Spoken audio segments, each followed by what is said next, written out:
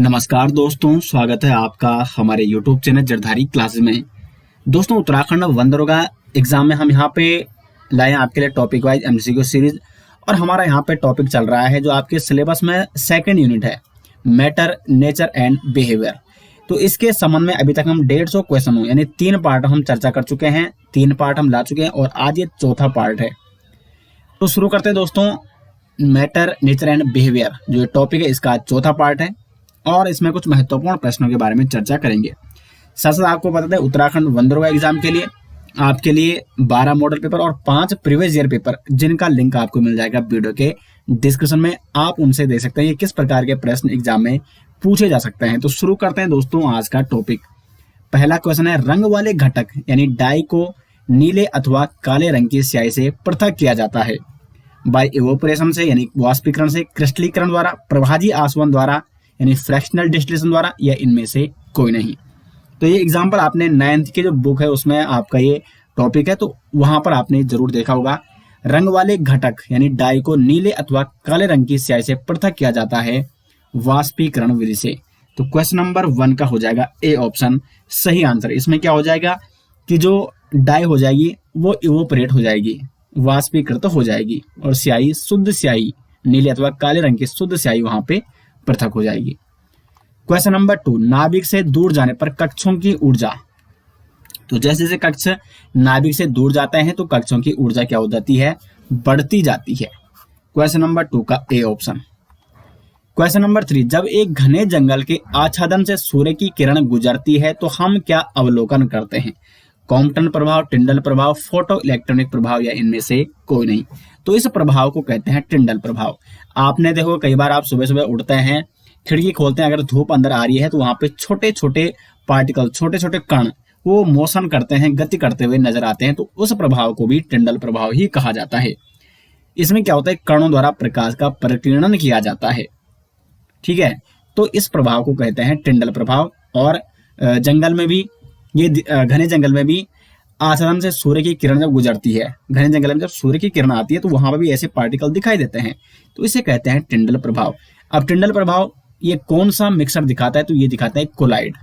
जो heterogeneous solution होता है, कोलाइड मिक्सर, ये टिंडल प्रभाव दिखाते हैं। क्वेश्चन नंबर 4, निम्नलिखित में कौन टिंडल प्रभाव का प्रदर्शन करता है। तो यहाँ पे देखो, इसमें जो कोलाइड सॉल्यूशन होगा वही आपका क्या करेगा, टिंडल प्रभाव दिखाएगा। तो नमक का विलयन, ये तो प्योर सॉल्यूशन होता है। दूध, सोडियम कार्बोनेट का विलयन या स्टार्च का विलयन, तो यहाँ पे हो जाएगा स्टार्च का विलयन, क्योंकि ये एक कोलाइड विलयन है। क्वेश्चन नंबर 5, एक बूंद जल में कितने अणु हैं। जब एक बूंद जल का भार कितना है, 0.05 ग्राम। अब आपको बताना है कि 0.05 ग्राम ये क्या है, जल की बूंद का भार है। तो इसमें नंबर ऑफ मॉलिक्यूल बताने हैं जल के। तो 0.05 ग्राम में नंबर ऑफ मॉलिक्यूल जल के कितने हैं, ठीक है, H2O कितने हैं ये हमें याद करना है। अगर आपको कभी भी नंबर ऑफ एटम या मॉलिक्यूल अगर ज्ञात करने हैं तो इसका फॉर्मूला होता है गिवन मास बटे molar mass upon molar mass गुणा एवोगैड्रो नंबर Na। अब गिवन मास कितना है, तो गिवन मास है एक बूंद जल का 0.05 ग्राम, जिसमें हमें नंबर ऑफ H2O मॉलिक्यूल्स ज्ञात करने हैं। तो गिवन मास है 0.5 अपॉन, अब देखो H2O का जो मोलर मास होता है वो होता है 18 ग्राम। ठीक है, मोलर मास हमेशा ग्राम में होता है। अगर इसका जो मोलर मास कितना हो जाएगा इसका 18 ग्राम। ठीक है, इसका मोलकुलर मास तो वो यू से वो करते हैं, यू से प्रदर्शित करते हैं, लेकिन इसको अगर मोलर मास वो करना है, प्रदर्शित करना है तो उसको ग्राम में। तो 18 ग्राम इसका मोलर मास होता है H2O का। कैसे होता है, क्योंकि इसमें देखो 16 तो इसका होता है ऑक्सीजन का और 1 होता है हाइड्रोजन का, तो इसमें 2 हाइड्रोजन के पार्टिकल्स हैं, तो 16 + 2 18 ग्राम गुणा आ जाएगा एवोगैड्रो नंबर। मैंने आपको पिछली वीडियो में बताया था 6.022 इंटू 10 की पावर 23। अब यहाँ पे देखो, यहाँ पे 0.05 है, ठीक है, 0.05। अब यहाँ पे हम 2 जीरो इधर करेंगे, यानी 5, 2 जीरो हमने इधर किया, तो यहाँ पे हमें क्या करना पड़ेगा, ये घटाना पड़ेगा। 6.022 इंटू 10 की पावर हो जाएगा 21, और उसके बाद अपॉन 18, तो ये इसका आंसर निकल जाएगा 1.67।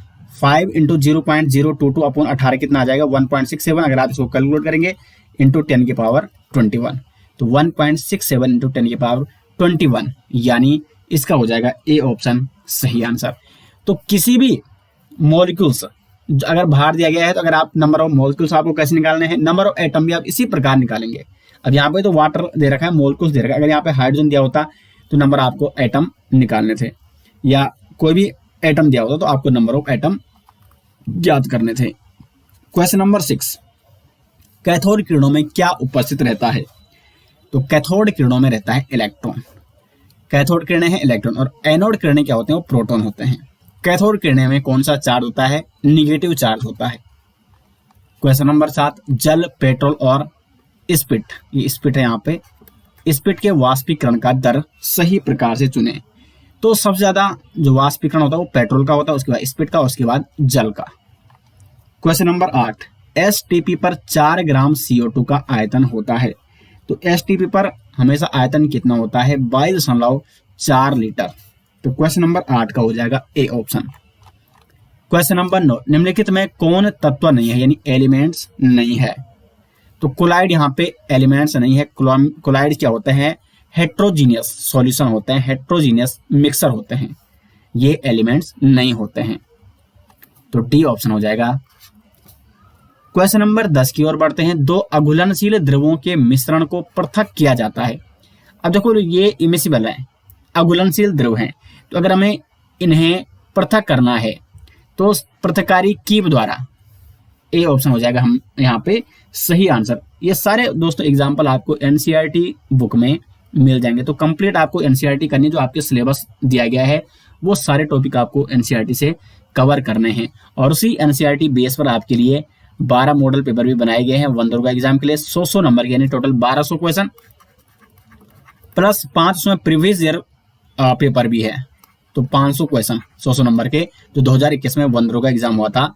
तो 5 शिफ्ट के उसमें पेपर डाले गए हैं, यानी 1700 साइंस के क्वेश्चनों का संग्रह, जो कि एग्जाम के व्यू पॉइंट से बहुत ही महत्वपूर्ण है। लिंक आपको मिल जाएगा वीडियो के डिस्क्रिप्शन में। क्वेश्चन नंबर 11, निम्न में विषमांग मिश्रण कौन सा है? Heterogeneous mixer. तो वास्तविक विलयन तो होमोजीनियस मिक्सर होता है, कोलाइड विलयन यहाँ पे हो जाएगा सही आंसर। क्वेश्चन नंबर 12, केनाल किरणों की खोज किसने की? अब देखो पहले केनाल किरणें होती क्या है, ये होते हैं प्रोटॉन, जिन्हें हम एनोड रे भी कहते हैं, एनोड रेज। तो प्रोटॉन की खोज किसने की थी? तो प्रोटॉन की खोज की थी गोल्डस्टीन ने। इलेक्ट्रॉन की खोज यानी कैथोड किरणों की खोज की थी थॉमसन ने। न्यूट्रॉन की खोज की चैडविक ने, और न्यूक्लियस यानी नाभिक की खोज किसने की थी? रदरफोर्ड ने की थी। ठीक है, तो यहाँ पे थॉमसन है, इसने इलेक्ट्रॉन की खोज की, चैडविक ने न्यूट्रॉन की, और रदरफोर्ड ने नाभिक की यानी न्यूक्लियस की, और गोल्डस्टीन ने प्रोटॉन की। क्वेश्चन नंबर 13, किसमें अधिक परमाणु होंगे, 100 ग्राम तांबे में या 100 ग्राम सोडियम में? अब यहाँ पे आपको 100 ग्राम तांबे, नंबर ऑफ जो कॉपर है, ठीक है, नंबर ऑफ 100 ग्राम तांबे में कितने तांबे के एटम है, और 100 ग्राम सोडियम में कितने सोडियम के एटम है, वो ज्ञात करना है। तो नंबर ऑफ एटम का मैंने आपको ऊपर बताया था formula, number of atom given mass upon molar mass, molar mass into Na यानी एवोगैड्रो नंबर।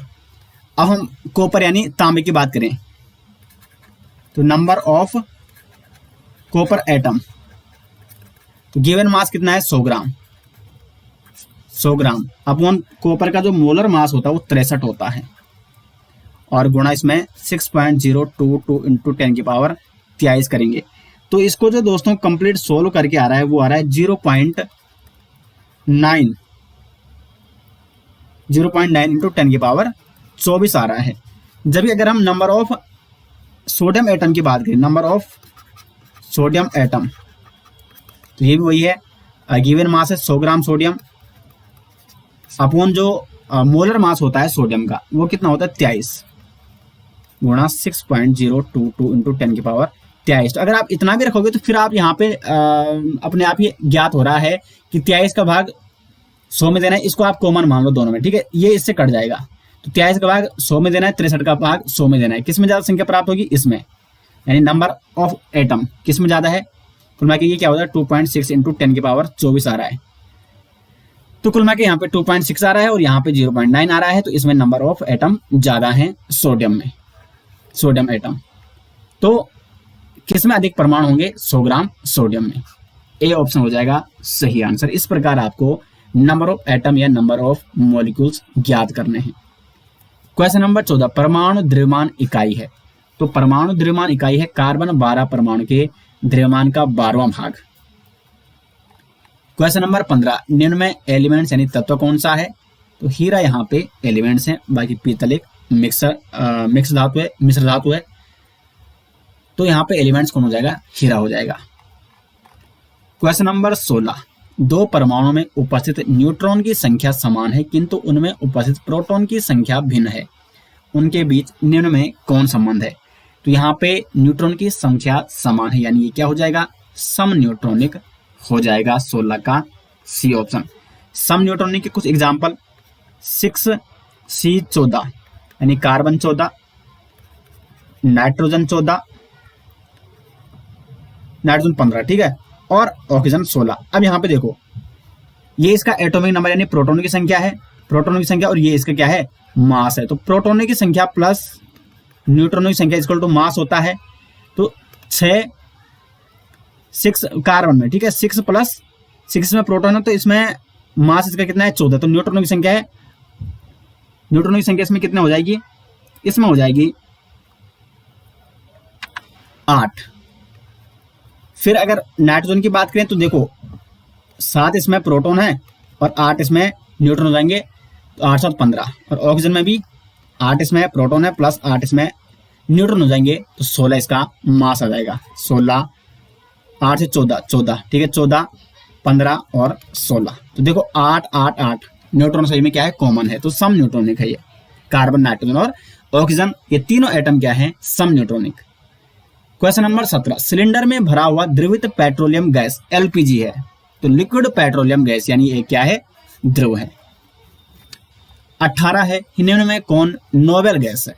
नोबेल गैस जो कि क्या होते हैं 18वां जो वर्ग होता है आवर्त सारणी में, उन्हें नोबेल गैस कहा जाता है। तो नोबेल गैस नहीं है, ये आपको बताना है। नाइट्रोजन इसमें से नोबेल गैस नहीं है, बाकी हीलियम, नियोन और जिनोन ये सभी 18वें वर्ग के एलिमेंट्स हैं, तो ये क्या है, ये सभी नोबेल गैस हैं। क्वेश्चन नंबर 19, गैस से द्रव अवस्था में परिवर्तित होने की क्रिया, गैस से लिक्विड, तो इसे कहा जाता है संघनन, कंडेंसेशन। गैस से अगर कोई भी द्रव में बदलता है, लिक्विड में बदलता है, तो उसे संघनन कहा जाता है। क्वेश्चन नंबर 20, निम्नलिखित में कौन विलयन है। साबुन विलयन, लवण विलयन, चौक जल मिश्रण या स्टार्च विलयन। तो यहाँ पे लवण एक प्योर सॉल्यूशन है, तो जब प्योर सॉल्यूशन होता है उसे ही सॉल्यूशन कहा जाता है, विलयन कहा जाता है, और जो होमोजीनियस होता है। बाकी साबुन विलयन, चौक जल मिश्रण और स्टार्च विलयन ये हेट्रोजीनियस मिक्सर है, ये एक मिक्सर है, ये सॉल्यूशन नहीं है, प्योर सॉल्यूशन ये नहीं है। जो होमोजीनियस मिक्सर होता है उसे ही सॉल्यूशन कहा जाता है, प्योर सॉल्यूशन कहा जाता है। क्योंकि लवण जो साल्ट होता है पूर्ण रूप से वाटर में सोल्यूबल होता है। क्वेश्चन नंबर 21, हाइड्रोजन परमाणु में कौन सा कण नहीं होता है। तो देखो 1H1, 1 इसका क्या है, नंबर ऑफ प्रोटॉन है या एटॉमिक नंबर है, और इसका भार भी 1 ही है। अब देखो mass equal to proton plus neutron, इसका मास कितना है 1, प्रोटॉन नंबर भी है 1, प्लस में न्यूट्रॉन कितने होंगे 0 होंगे, फिर यानी इसमें न्यूट्रॉनों की संख्या क्या है, नहीं होती है। हाइड्रोजन परमाणु में न्यूट्रॉन नहीं होता है। क्वेश्चन नंबर 22, एसटीपी पर किसी गैस के 1 मोल का आयतन ये फिक्स होता है 22.4 लीटर। इंपॉर्टेंट क्वेश्चन है। क्वेश्चन नंबर 83, निम्न में समभारिक युग्म कौन है। तो समभारिक युग्म इसमें पोटेशियम और कैल्शियम, क्योंकि पोटेशियम का भार भी 40 है, उसके बाद कैल्शियम का भी कितना है 40, और एक और होता है आर्गन, इसका भी कितना होता है 40। तो ये तीनों क्या होते हैं, समभारिक होते हैं, जिनका भार यानी मॉलिक्यूलर मास, एटॉमिक मास समान होता है। क्वेश्चन नंबर 24, निम्न में कौन रासायनिक परिवर्तन है? तो इसमें रासायनिक परिवर्तन है लोहे में जंग लगना, बाकी सभी ये भौतिक परिवर्तन है। क्वेश्चन नंबर 25, कैनाल किरणों किसका किरण पुंज है? तो कैनाल किरणें जो होती हैं वो होती हैं एनोड किरणें, या इन्हें और एनोड किरणें होती हैं एनोड रे, और इसमें कौन सा आवेश होता है? प्लस चार्ज इसमें होता है। यानी ये कौन सी किरणों का पुंज है? ये है प्रोटॉन किरणों का पुंज होता है कैनाल किरणें। और जो कैथोड किरणें होती है उसमें निगेटिव चार्ज होता है, तो वो होती हैं इलेक्ट्रॉन। क्वेश्चन नंबर 26, काली स्याही में उपस्थित डाई को पृथक किया जाता है। तो काली स्याही में अगर कोई डाई है तो उसको क्रोमेटोग्राफी विधि से पृथक किया जा सकता है। सी ऑप्शन हो जाएगा। क्वेश्चन नंबर 27, परिक्षिप्त परावस्था एवं परिक्षेपण माध्यम से मिलकर बने विलयन को कहा जाता है। तो जिसमें परिक्षिप्त परावस्था यानी dispersed phase and dispersion medium होता है, उसे कहते हैं कोलाइड विलयन। जिस प्रकार से प्योर सॉल्यूशन, जो सॉल्यूशन बनता है वो सोल्यूट प्लस सॉल्वेंट से बनता है, तो उसी प्रकार कोलाइड विलयन बनता है परिक्षिप्त परावस्था एवं परिक्षेपण माध्यम से। तो इसका सही आंसर हो जाएगा option D. Question number 28, cancer के उपचार में कोबाल्ट के किस समस्थानिक का प्रयोग होता है? तो ये कोबाल्ट 60 का प्रयोग किया जाता है कैंसर के उपचार हेतु। क्वेश्चन नंबर 29, निम्नलिखित में कौन निलंबन है? चीनी विलयन, सोडा जल, मटमैला जल या साबुन जल? ये बाकी क्या है? इसमें जो सोडा जल है वो सॉल्यूशन है, चीनी विलयन और साबुन जल ये कोलाइड विलयन है, मटमैला जल यहाँ पे निलंबन का उदाहरण है। क्वेश्चन नंबर 30, सोडियम सल्फेट का अणुसूत्र। मैंने आपको कल अणुसूत्र निकालने बताए थे, तो आपको पहले सोडियम सल्फेट दिया गया, तो आपको सिंपल लिखना है सोडियम और यहाँ पे लिख देना है सल्फेट SO4। अब इसमें चार्ज कितना होता है? इसमें +1 का होता है और इसमें होता है SO4 का होल 2 चार्ज इसमें होता है। अब देखो यहाँ पे ये यहाँ जाएगा और ये चार्ज यहाँ जाएगा, तो यानी Na2 और SO4, तो ये SO4 में 1 मतलब जो 1 चार्ज था सोडियम का वो यहाँ गया, तो 1 का मतलब 1 हम लिखते नहीं गई, तो Na2SO4 यानी क्वेश्चन नंबर 30 का हो जाएगा A option. Question number 31, ammonium chloride को गर्म करने पर क्या होता है? NH4Cl को अगर हम गर्म करेंगे तो इसका होगा sublimation. C option. Question number 32, निम्न में किस तत्व का कोई समस्थानिक नहीं है, आइसोटोप नहीं है? कार्बन का होता है, कार्बन के होते हैं कार्बन 12 और कार्बन 14, ये इसके आइसोटोप हैं। नाइट्रोजन का होता है 13 और 7 नाइट्रोजन 14। उसके बाद क्लोरीन का भी होता है, क्लोरीन का क्या होता है 35, ये आपको नोट करने हैं दोस्तों, और 37, तो सोडियम हो जाएगा सही आंसर। क्वेश्चन नंबर 33, वायुमंडलीय दाब पर 1 केजी द्रव को उसके द्रवणांक पर गैसीय अवस्था में परिवर्तित करने के लिए आवश्यक ऊष्मा को क्या कहते हैं? तो देखो द्रव को गैसीय अवस्था में परिवर्तित करना है ना, तो द्रव से गैस यानी इसका क्या होगा? वाष्पीकरण होगा। तो 33 का हो जाएगा सही आंसर, वाष्पीकरण की गुप्त ऊष्मा, latent heat of vaporization. Question number 34, किसी तत्व के 1 मोल में उपस्थित परमाणुओं की संख्या। मैंने आपको कल भी बताया था 1 मोल में नंबर ऑफ एटम कितने होते हैं? 6.022 इंटू 10 की पावर 23 नंबर ऑफ एटम, जो कि एक आवोगैड्रो नंबर के बराबर है। तो यहाँ पे बी ऑप्शन हो जाएगा यहाँ पे सही आंसर 34 का। 35, समस्थानिक के संदर्भ में निम्न में कौन सही है? परमाणु संख्या समान है किंतु परमाणु द्रव्यमान भिन्न भिन्न होते हैं। तो बिल्कुल ये सही है, क्योंकि आइसोटोप में परमाणु संख्या एटॉमिक नंबर समान होते हैं।